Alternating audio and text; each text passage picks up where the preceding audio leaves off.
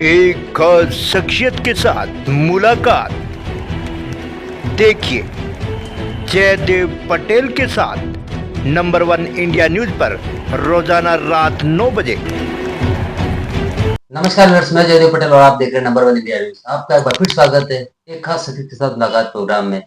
आज हम बात करेंगे उत्तराखंड के धराली में जिस प्रकार से बादल फटने की वजह से जो आपदा आई, उसको लेकर वर्तमान स्थिति क्या है और इसके पीछे क्या कुछ रीजन है। इन्हीं तामुद्र बात के लिए मतलब खास सम्मान है उत्तराखंड सरकार के पूर्व शहरी विकास मंत्री प्रेमचंद्र अग्रवाल। प्रेमचंद्र अग्रवाल जी, आपका बहुत बहुत स्वागत है हमारे प्रोग्राम में। जी धन्यवाद।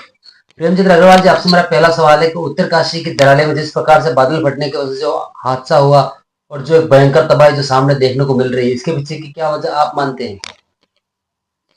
देखिए, हम लोग वजह कुछ भी कहें आप, लेकिन वास्तविकता है कि हमारे जो पहाड़ है वहाँ ये आम समस्या है, ये आम परेशानी हमारे लिए है। आपने देखा होगा पिछले दिनों हिमाचल के मंडी में जिस प्रकार से बादल फटने की घटनाएं हुई और आज हमारे उत्तराखंड में हुई, और ये पहली बार ऐसी घटना हुई ऐसा नहीं है। इससे पहले भी हमारे उत्तराखंड में अनेकों बार बादल फटने की घटनाएं होती रही है। अब बादल फटना किसे बोलते हैं कि बहुत कम टाइम में बहुत तेजी से पानी बरसना, यानी बड़े तेजी से पानी आना। और यदि तेजी से यदि पानी आएगा जिसमें हम ये मानते हैं कि आदमी संभल नहीं सकता, ऐसी स्थिति में जब बादल फटा कहे और उसके बाद चेतावनी जारी होने के बाद, चूंकि आप जानते हैं कि आजकल हमारा आपदा प्रबंधन विभाग बहुत सक्रिय रहता है, मौसम विभाग पहले से आपको पूर्वानुमान बताता है, आम आदमी भी आज बहुत एक्टिव है।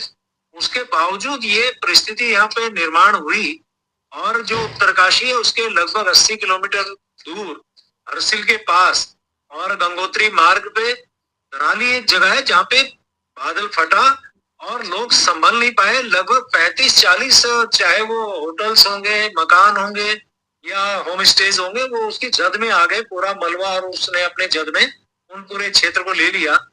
और देखिए, आप जानते ही हैं हमारा प्रशासन वहां पूरी तरह से पहुंच चुका है।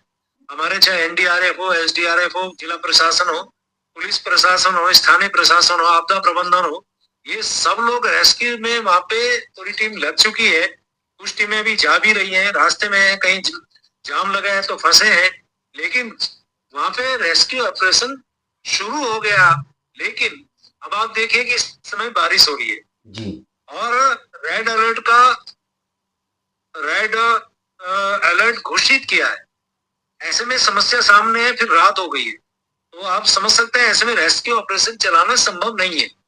और हमारे यहाँ एक बड़ी बात यह है कि हमारे यहाँ जो स्थानीय लोग होते हैं, यानी पहाड़ के जो लोग होते हैं, वो ऐसी चीजों में बड़ी मदद करते हैं, जिनके माध्यम से या जिनके साथ राहत ऑपरेशन चलाने में बहुत आसानी होती है, तो उनका भी साथ मिलता है। तो आने वाला टाइम, चूंकि अब तो ये रात होगी, सुबह फिर इसमें हम भगवान से प्रार्थना करेंगे मौसम भी ठीक हो ताकि हेलीकॉप्टर मूवमेंट कर सके, या और जो हमारी टीमें हैं वो यहाँ से जहाँ रुकी है आगे बढ़ सके। तो मुझे लगता है कि उसके बाद फिर और राहत का काम यहाँ पे होगा। जी प्रेमचंद्र अग्रवाल जी, अगर हम बात करते हैं तो जिस प्रकार से जो इंसिडेंट सामने आया, उसमें कहीं ये भी कहा जा रहा है कि नदियों के पास जो घर जो बसाया गया या अवैध अतिक्रमण हो गया, प्रशासन ने इसको नजरअंदाज किया, ये प्रमुख वजह मानी जा रही है। ऐसा हरीश रावत जो मुख्यमंत्री है उत्तराखंड के पूर्व, उनका यह आरोप है।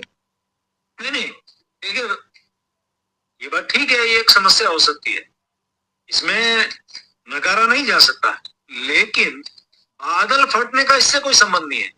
हाँ, बादल यदि फटेगा तो वो जद में आएंगे। जो लोग अतिक्रमण कर रहे हैं या बस्ती वहां बसा रहे हैं या जो नदी के किनारे रह रहे हैं, नदी यदि बढ़ेगी तो उनको नुकसान होगा, लेकिन बादल फटने का इससे कोई सीधा संबंध नहीं है।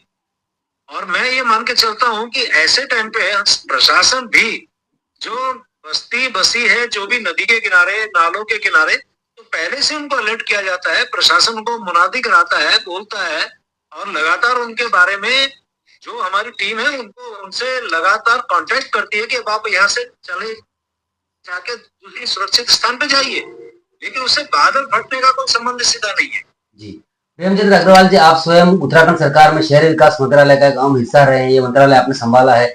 ऐसे में क्या आपको नहीं लगता है कि ऐसे जो स्पोर्ट्स है उनको चिन्हित किया जाए और आसपास के लोग बस रहे हैं उनको कहीं और दूसरी जगह शिफ्ट कर दिया जाए, ताकि समय रहते ऐसे जो इंसिडेंट है वो बार बार नहीं देखने को मिले?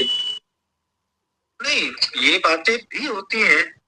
अब आप देखिए, जब जोशीमठ की घटना हुई थी, तो वहां के लोगों को शिफ्ट करने की जब बारी आई थी, अब उस समय भी वही बात होती है, पहले जगह चिन्हित की जाती है, जगह चिन्हित करने के बाद जिन लोगों को वहां शिफ्ट किया जाता है तो उनको भी वो समझ में आना चाहिए, उनको वो जगह पसंद होनी चाहिए।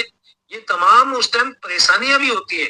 ऐसा नहीं है, प्रशासन और शासन इन सब बिंदु पर विचार करता है, लेकिन आज हमारे को इन बिंदुओं के बजाय पहले इस बिंदु पे हमें विचार करना है कि पहले जो घटना घटी है उस पे हम राहत कार्य वहां पे करें, जो घायल हैं उनको ठीक से हॉस्पिटल में पहुंचा दें, जो लोग फंसे हैं उनको वहां से निकाल लें, जहां पे कोई और इस प्रकार की समस्या है कम से कम उसमें राहत उनको हम पहुंचा दें। सबसे पहली और बहुत जरूरी जो प्राथमिकता वो इसी पे हमारा फोकस भी है और यही हमारी प्राथमिकता होनी भी चाहिए।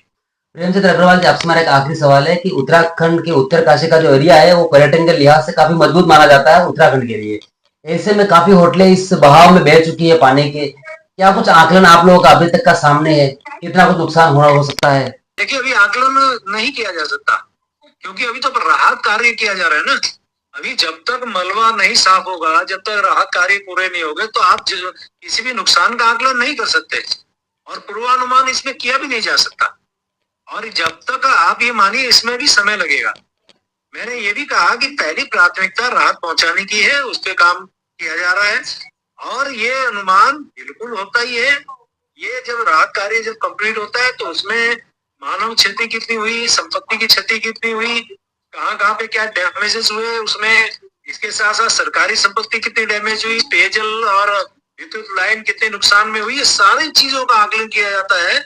और मैं तो बताना चाह रहा हूँ इसमें केंद्र सरकार हमारे यहाँ बहुत भूमिका निभाती है और आपदा के लिए बहुत बड़ा जो भी हमारी मदद हो सकती है केंद्र सरकार यानी माननीय मोदी जी की सरकार में बहुत मदद करती है। पिछले दिनों उन्होंने बहुत बड़ी राहत हमें दी उत्तर का, जैसे मैंने जोशीमठ का जिक्र किया था उसके लिए भी 500 कुछ करोड़ का उन्होंने अभी पैकेज दिया है।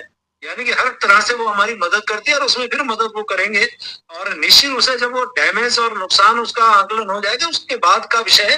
पहली प्राथमिकता हमारी राहत पहुंचाने की है और मैं तो भगवान से प्रार्थना कर रहा हूँ जो लोग अभी घायल है वो ठीक हो जाए, संपत्ति न करे भगवान की उसका ज्यादा नुकसान हो, लेकिन अब जो होगा उसको भी आका भी जाएगा और उसको देखा भी जाएगा। जी, प्रेमचंद अग्रवाल जी, इसमें पूरा देश कहीं न कहीं यही प्रार्थना कर रहा है। आपने हमारे लिए समय निकाला उसके लिए आपका बहुत बहुत धन्यवाद।